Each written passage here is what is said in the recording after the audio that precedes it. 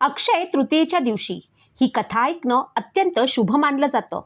या कथेला फक्त ऐकल्यानेच दरिद्रता दूर होते आणि सुख समृद्धीची प्राप्ती होते.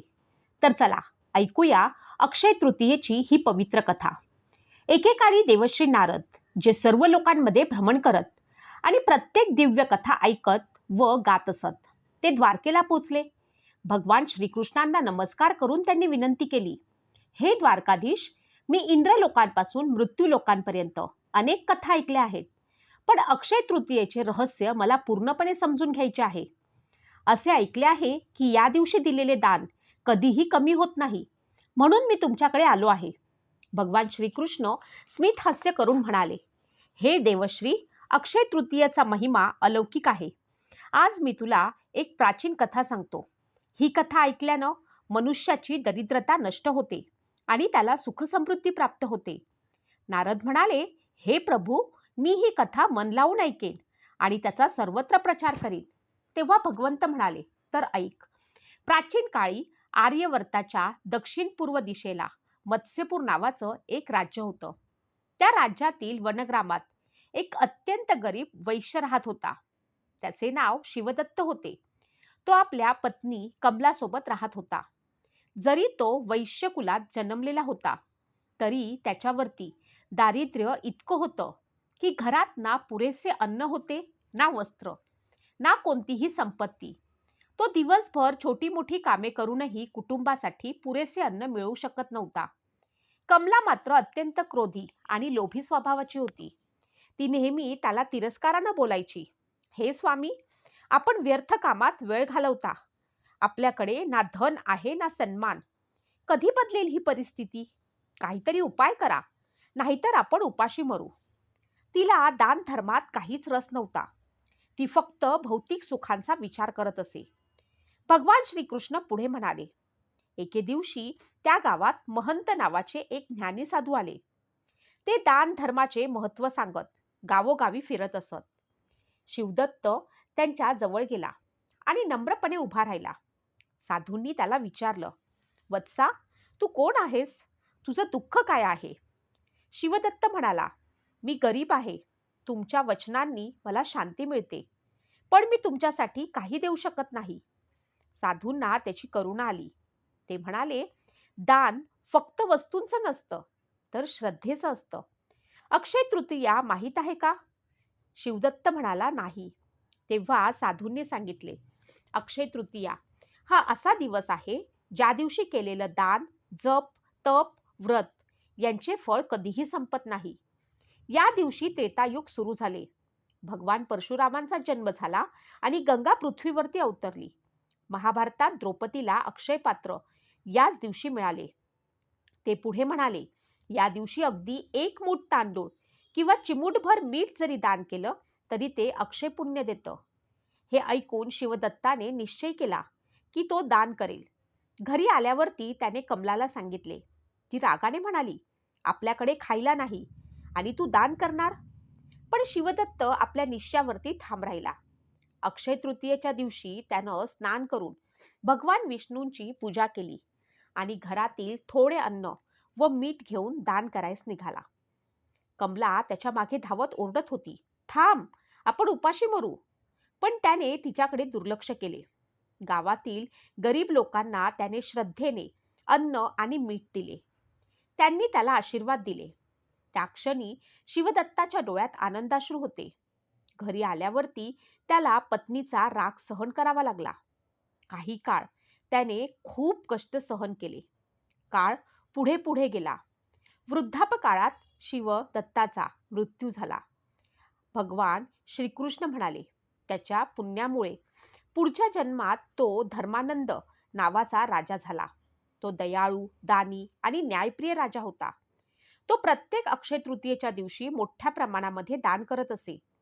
पण कमला, जिने दानाचा विरोध केला होता, ती पुढच्या जन्मात गरीब कुटुंबात जन्मली आणि एक दासी झाली. एक दिवस ती त्या राजाच्या महालात काम करू लागली. तिला माहीत नव्हतं की तोच तिचा पूर्वजन्मातील पती आहे.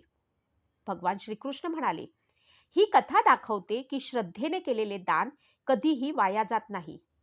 अगदी लहान दानही मोठे फल देते. नारद म्हणाले, हे प्रभू, मी ही कथा सर्वत्र सांगेन. भगवंत म्हणाले, तथास्तु. या दिवशी भारताच्या उत्तराखंड राज्यातील बद्रीनारायणच्या बंद देवळाचे दार उघडतात. हे मंदिर अक्षय तृतीयेला उघडल्यावरती दिवाळीतल्या भाऊबीजेच्या दिवशी बंद होते. नरनारायण या दोन देवतांनी या दिवशी अवतार घेतला होता असे मानले जाते.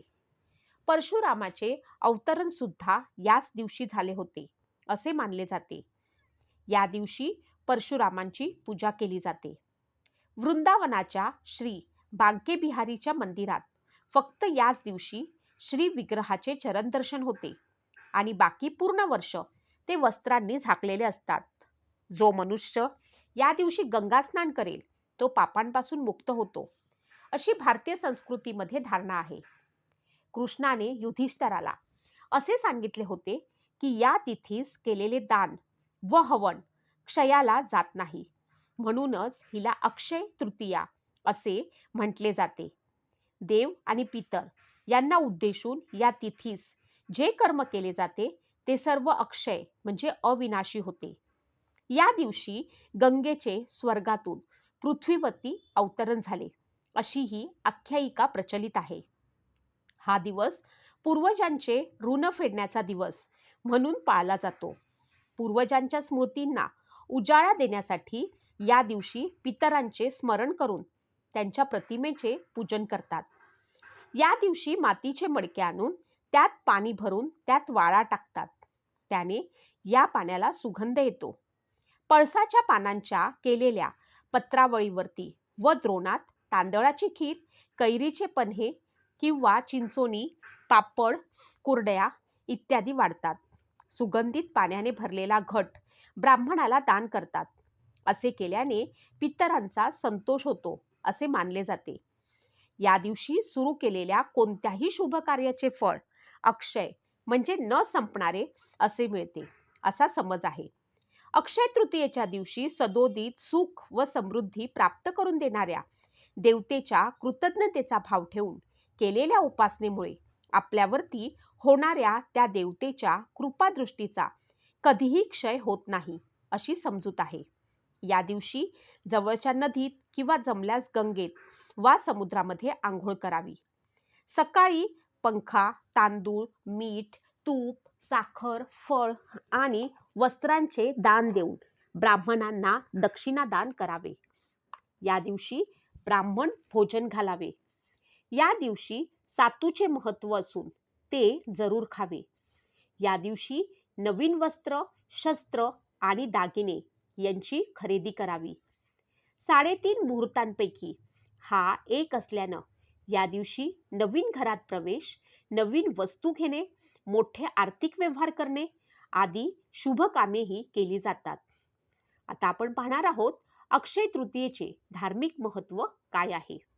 अक्षय या शब्दाचा अर्थ आहे ज्याचा कधीही नाश होत नाही असा. या दिवशी केलेले दान, जप, तप, पूजा आणि खरेदी अक्षय फळ देते. पौराणिक मान्यतेनुसार या दिवशी भगवान विष्णू आणि माता लक्ष्मीची विशेष कृपा प्राप्त होते. अक्षय तृतीयेला स्नान, दान, पूजा, शुभ कार्य केल्याने व्यक्तीला अक्षय पुण्याची प्राप्ती होते. नवीन व्यापार सुरू करणे, गृहप्रवेश, विवाह, मालमत्ता खरेदी करण्यासाठी हा दिवस अत्यंत शुभ मानला जातो. या दिवशी केलेले कोणतेही मंगल कार्य सदैव फलदायी ठरते. अक्षय तृतीयेला काय खरेदी करावे? अक्षय तृतीयेला खरेदी करण्याचे विशेष महत्त्व आहे. या दिवशी खालील वस्तू खरेदी करणे अत्यंत शुभ मानले जाते. 1. सोने आणि चांदीचे दागिने. 2. पितळ आणि काशाची भांडी. 3. जमीन, घर किंवा वाहन. 4. नवीन वस्त्रे आणि कपडे. 5. पुस्तके, फर्निचर आणि घरगुती वस्ती. 6. पूजा साहित्य आणि मंदिरातील वस्तू. अक्षय तृतीयेला काय खरेदी करू नये? अक्षय तृतीयेला काही वस्तूंची खरेदी अशुभ मानली जाते. या दिवशी ॲल्युमिनियम, स्टील किंवा प्लास्टिकची भांडी काटेरी झाडे आणि काळ्या रंगाचे कपडे खरेदी करणे टाळावे. तसेच अक्षय तृतीयेच्या दिवशी कोणाशीही उधारीचे व्यवहार करू नयेत. या वस्तूंच्या खरेदीमुळे पुण्याचे फळ कमी होऊ शकते किंवा नकारात्मक प्रभाव पडू शकतो. म्हणूनच अक्षय तृतीयेला केवळ शुभ आणि कायमस्वरूपी टिकणाऱ्या वस्तूंचीच खरेदी करावी. मित्रांनो, ही कथा आणि माहिती जर तुम्हाला आवडली असेल तर व्हिडिओला लाईक करा, कमेंटमध्ये जय श्री कृष्ण नक्की लिहा आणि अशाच कथा ऐकण्यासाठी चॅनलला नक्की सबस्क्राईब करा. धन्यवाद. जय श्री कृष्ण.